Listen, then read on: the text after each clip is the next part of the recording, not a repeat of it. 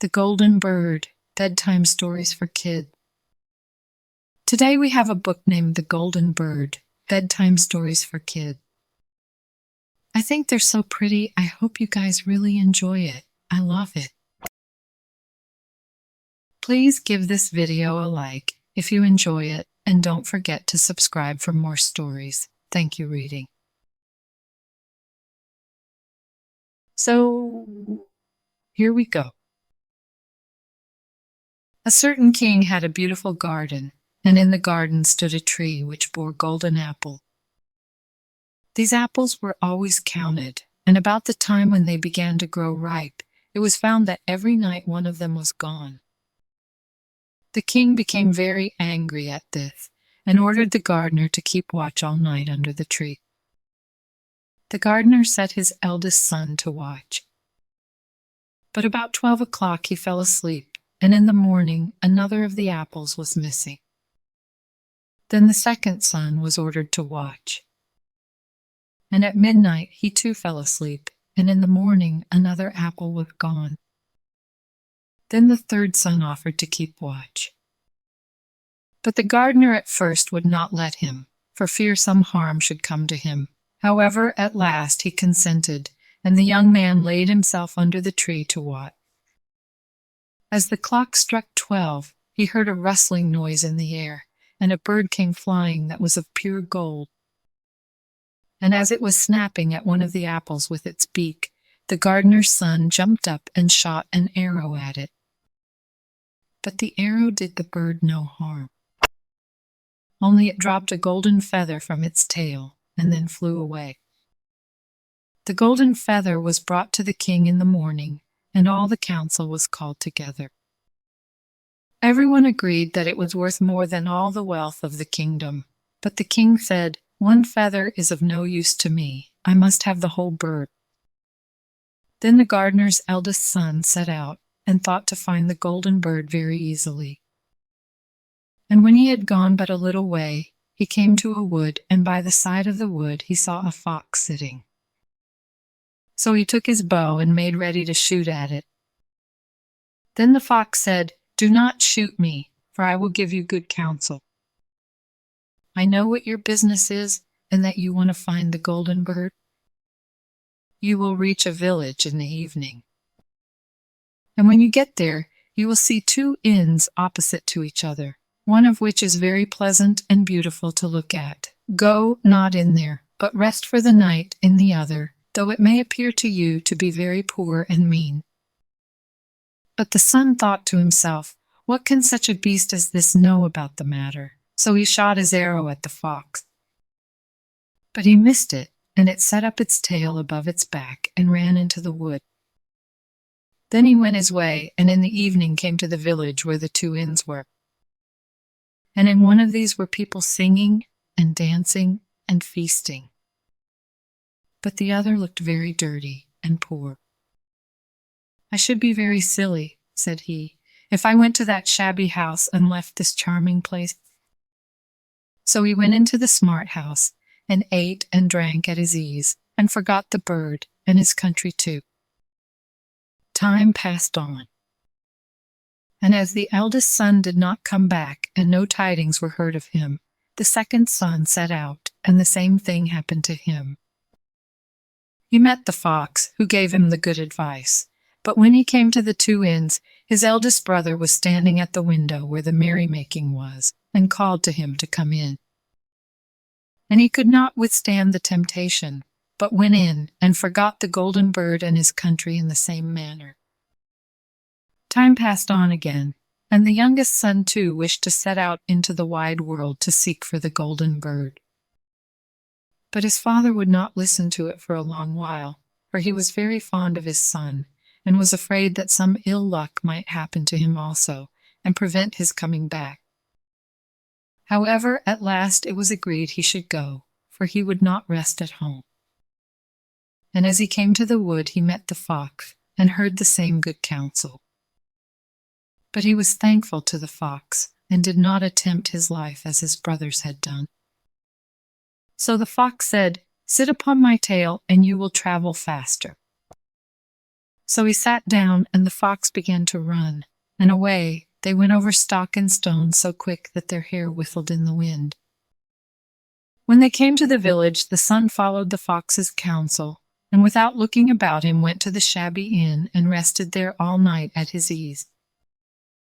In the morning came the fox again and met him as he was beginning his journey, and said, "Go straight forward till you come to a castle, before which lie a whole troop of soldiers fast asleep and snoring. Take no notice of them, but go into the castle and pass on and on till you come to a room. Close by it stands a beautiful golden cage. But do not try to take the bird out of the shabby cage and put it into the handsome one, otherwise you will repent it." Then the fox stretched out his tail again, and the young man sat himself down, and away they went over stock and stone till their hair whistled in the wind. Before the castle gate all was as the fox had said. So the son went in and found the chamber where the golden bird hung in a wooden cage, and below stood the golden cage, and the 3 golden cage, and the 3 golden apples that had been lost were lying close by it. Then thought he to himself, "It will be a very droll thing to bring away such a fine bird in this shabby cage." So he opened the door and took hold of it and put it into the golden cage. But the bird set up such a loud scream that all the soldiers awoke, and they took him prisoner and carried him before the king. The next morning the court sat to judge him. And when all was heard, it sentenced him to die, unless he should bring the king the golden horse, which could run as swiftly as the wind. And if he did this, he was to have the golden bird given him for his own. So he set out once more on his journey, sighing, and in great despair, when on a sudden his friend, the fox, met him and said, "You see now what has happened on account of your not listening to my counsel. I will still, however, tell you how to find the golden horse, if you will do as I bid you. You must go straight on till you come to the castle where the horse stands in his stall. By his side will lie the groom fast asleep and snoring. Take away the horse quietly, but be sure to put the old leathern saddle upon him, and not the golden one that is close by it." Then the son sat down on the fox's tail, and away they went over stock and stone till their hair whistled in the wind. All went right, and the groom lay snoring with his hand upon the golden saddle. But when the son looked at the horse, he thought it a great pity to put the leathern saddle upon it. "I will give him the good one," said he. "I am sure he deserves it." As he took up the golden saddle, the groom awoke and cried out so loud that all the guards ran in and took him prisoner, and in the morning he was again brought before the court to be judged and was sentenced to die. But it was agreed that, if he could bring thither the beautiful princess, he should live, and have the bird and the horse given him for his own. Then he went his way very sorrowful. But the old fox came and said, "Why did not you listen to me? If you had, you would have carried away both the bird and the horse. Yet will I once more give you counsel. Go straight on, and in the evening you will arrive at a castle. At 12 o'clock at night the princess goes to the bathing house. Go up to her and give her a kiss, and she will let you lead her away. But take care you do not suffer her to go and take leave of her father and mother." Then the fox stretched out his tail, and so away they went over stock and stone till their hair whistled again. As they came to the castle, all was as the fox had said, and at 12 o'clock the young man met the princess going to the bath and gave her the kiss, and she agreed to run away with him, but begged with many tears that he would let her take leave of her father. At first he refused, but she wept still more and more, and fell at his feet till at last he consented. But the moment she came to her father's house, the guards awoke, and he was taken prisoner again. Then he was brought before the king, and the king said, "You shall never have my daughter unless in 8 days you dig away the hill that stops the view from my window." Now this hill was so big that the whole world could not take it away, And when he had worked for 7 days, and had done very little, the fox came and said, "Lie down and go to sleep. I will work for you." And in the morning he awoke, and the hill was gone. So he went merrily to the king, and told him that now that it was removed, he must give him the princess. Then the king was obliged to keep his word, and away went the young man and the princess. And the fox came and said to him, "We will have all three, the princess, the horse, and the bird." "Ah," said the young man, "that would be a great thing, but how can you contrive it?" "If you will only listen," said the fox, "it can be done. When you come to the king and he asks for the beautiful princess, you must say, 'Here she is.' Then he will be very joyful. And you will mount the golden horse that they are to give you, and put out your hand to take leave of them. But shake hands with the princess last. Then lift her quickly onto the horse behind you. Clap your spurs to his side, and gallop away as fast as you can." All went right. Then the fox said, "When you come to the castle where the bird is, I will stay with the princess at the door, and you will ride in and speak to the king. And when he sees that it is the right horse, he will bring out the bird. But you must sit still and say that you want to look at it, to see whether it is the true golden bird. And when you get it into your hand, ride away." This too happened as the fox said. They carried off the bird, the princess mounted again, and they rode on to a great wood. Then the fox came and said, "Pray kill me, and cut off my head and my feet." But the young man refused to do it. So the fox said, "I will at any rate give you good counsel. Beware of 2 things. Ransom no one from the gallows, and sit down by the side of no river." Then away he went. "Well," thought the young man, "it is no hard matter to keep that advice." He rode on with the princess till at last he came to the village where he had left his 2 brothers. And there he heard a great noise and uproar. And when he asked what was the matter, the people said, "2 men are going to be hanged."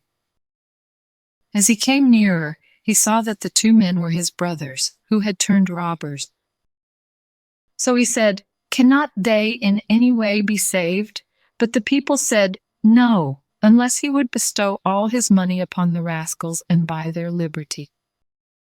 Then he did not stay to think about the matter, but paid what was asked, and his brothers were given up, and went on with him towards their home. And as they came to the wood where the fox first met them, it was so cool and pleasant that the 2 brothers said, "Let us sit down by the side of the river and rest a while, to eat and drink." So he said, "Yes," and forgot the fox's counsel, and sat down on the side of the river. And while he suspected nothing, they came behind, and threw him down the bank, and took the princess, the horse, and the bird, and went home to the king their master, and said, "All this have we won by our labor." Then there was great rejoicing made. But the horse would not eat, the bird would not sing, and the princess wept. The youngest son fell to the bottom of the river's bed. Luckily, it was nearly dry, but his bones were almost broken, and the bank was so steep that he could find no way to get out. Then the old fox came once more and scolded him for not following his advice. Otherwise no evil would have befallen him. "Yet," said he, "I cannot leave you here, so lay hold of my tail and hold fast." Then he pulled him out of the river, and said to him, as he got upon the bank, "Your brothers have set watch to kill you, if they find you in the kingdom." So he dressed himself as a poor man, and came secretly to the king's court, and was scarcely within the doors when the horse began to eat, and the bird to sing, and princess left off weeping. Then he went to the king and told him all his brother's roguery. And they were seized and punished, and he had the princess given to him again. And after the king's death he was heir to his kingdom.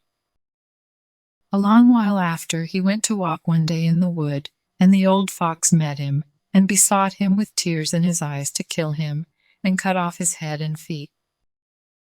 And at last he did so, and in a moment the fox was changed into a man, and turned out to be the brother of the princess, who had been lost a great many years.